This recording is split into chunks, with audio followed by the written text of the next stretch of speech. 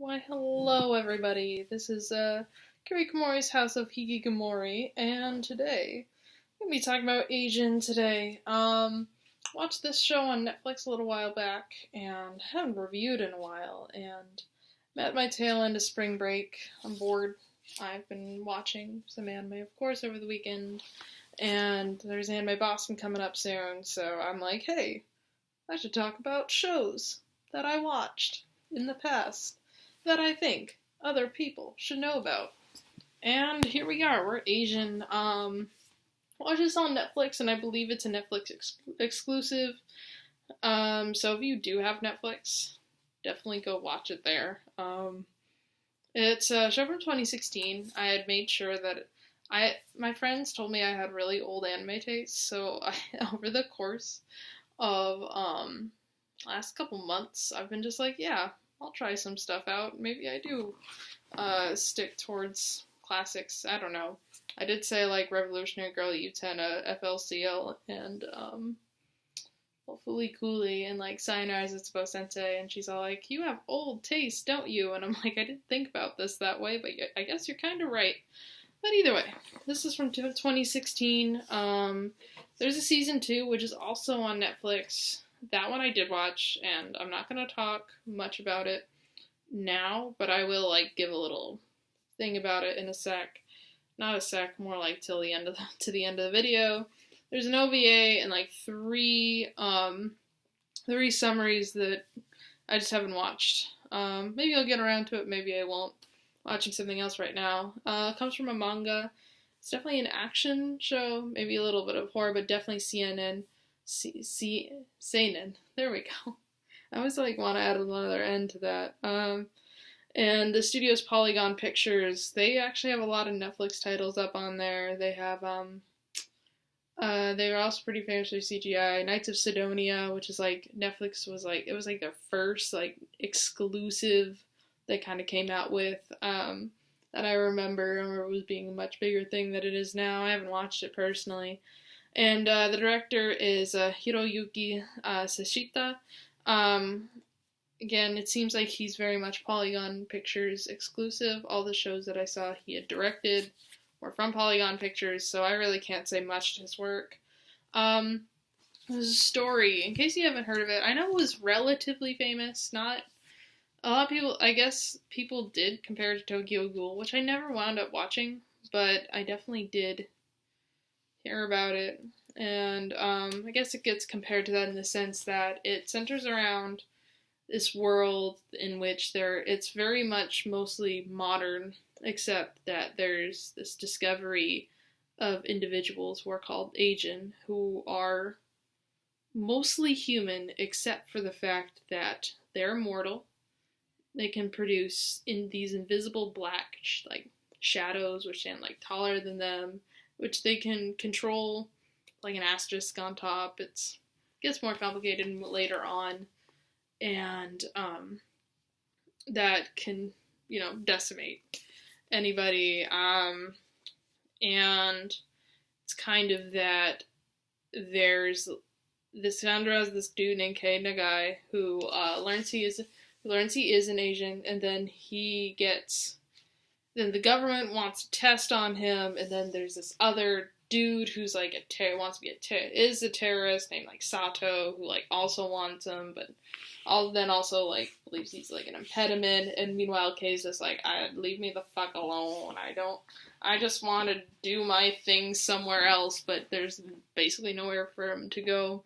And first 12 episodes is between Kei just wanting to do his own thing, but somehow the world conspires against him, and Sato who is probably one of the best parts of the series, trying to enact his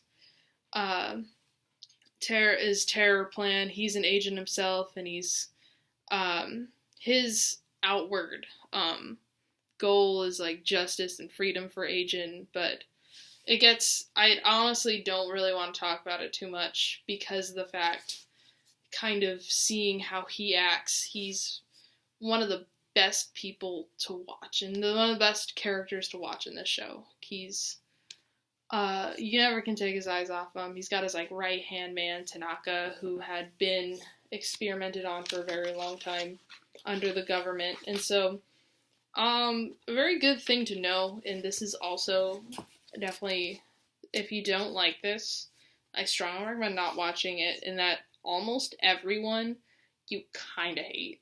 Like, I'm just gonna say that now. I thought like Kay is like a cold, like low key sociopath in which I just want to like smack him upside the head. Like all the politics, all the politicians in this show are like corrupt, evil people. Everyone's a fucking asshole. Like, you're just gonna have to get over that. There's like one gal named Izumi, which is not much of an asshole, but and everyone I just wound up hating for some reason or another. But I did find their interactions in kind of this modern setting and Sato's plans being carried out and how politics and government, like outside and inside, and the press factor into it to be pretty fascinating. With some great action in there. The fighting scenes are absolutely one of, I'll go into it later, but Polygon Pictures, they really did well with like close quarters fighting scenes, which I thought really, really worked well with this show. I also found there was also this kind of cynicism around it, almost too much so on some level too. Like I found that like I was looking at all these people and I'm like, there were never any like rights for Ajin groups that were always like protesting outside a government facility. Like heck, we have like animal cruelty, social justice, all this stuff here in real life. So it kind of adds like a pet, like, and there's realism, and then there's always like the idealism of people always think about like, oh, it's too happy, this can't be that good. This is like a world where I'm like, people aren't this shitty all the time, you know? So I thought that was like, it was really funny. I actually found like, oh, people aren't this bad. People can be bad, oh yeah, but people can't be this bad, and this is what I thought. Music I found to be forgettable, for the most part. I wasn't a big fan of the openings nor the endings. The opening was like Yoru wa Nemureru Kai by Flumpool. There we go. I have all this stuff right now. And then for the OP, and then like How Close You Are by Mamoru Miyano. An ending in both of them just wasn't my thing. There was but okay, there is this one thing where they have like when really dramatic things happen, they have like this one sound effect, it's like "Doo!" And I loved it. It kind of adds like a sort of fun to it in the sense that like you kind of always see it coming, and it's always like the end of the episode because every episode ends up like a cliffhanger, and it goes like "Doo!" I'd like to just imagine, like, in sound editing, like, this guy gets really excited and presses the "Doo!" button, and I would really love to be that person. Like, that's the funny thing about this show. Like, despite it's everyone being an utter asshole, it has a way of just making you want to keep going and figure out, like, oh, what's this person gonna do next? Like, there's at least they're great at the clinch. Like cliffhanger, like it's like a clincher of, man, I gotta watch the next episode. It's like perfect for binging because it's kind of, you don't really understand the time scale of this. It kind of feels like all this happened in like a week because it just kind of picks up where it left off immediately and kind of keeps going. Like I don't know where we are, but it always just seems like, oh yeah, we're going on with this, and that's kind of cool. The animation, it's all in CGI, and it makes for amazing action scenes. Like, especially close quarters fighting between, like, Asian shadows, like, it's really well done, and I can see that's where Polygon Pictures really was shining. However, of course, as CGI can sometimes go, there's a bit of awkwardness in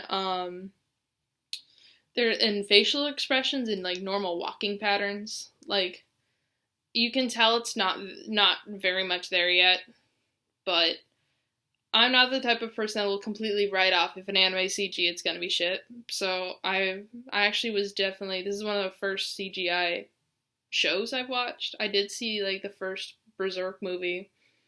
I can't remember what happened in it, to be honest. I haven't watched even Berserk, and I just kind of watched the movie and I think there was like a blue haired guy. Honestly, can't remember. I feel like I need to rewatch it because I know it's like famous or something. Meh, get around to it and stuff. That's about it in general. I'll say a quick note about season 2. And season 2, if you are at all interested in Ajin, then I strongly recommend watching season 2 because I actually felt as if it solved some of the problems I have with season 1, especially when it came to characters. I found that characters that I found to be utter assholes and not getting away with it, especially when it came to Kay, I felt that they finally commented on, and they get more into like how agents work, and I felt that it got better over time. And the ending overall, it's like there's seasons 1 and 2, and I hope there's a season 3. I would watch it if there was a season 3. I don't know when I'd get around to it, but I would. And it kind of leaves like, oh, it could start up again, but generally the general conflict ends, but it feels like it just easily start up again and to wash, rinse, repeat. I don't know how well it would do. I feel like if they just kind of kept it at that would be awesome. But I don't know. We'll see. That'd be kind of cool to see how that all pans out.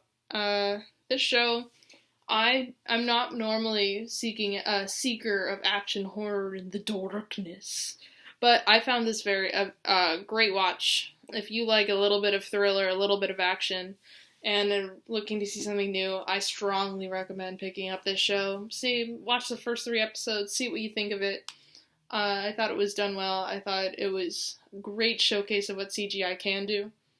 Other than that, you might see a bunch of uploads in the same night. I don't know. I have a kind of feeling in review mood, and I've watched like a lot of shows within the past like couple months.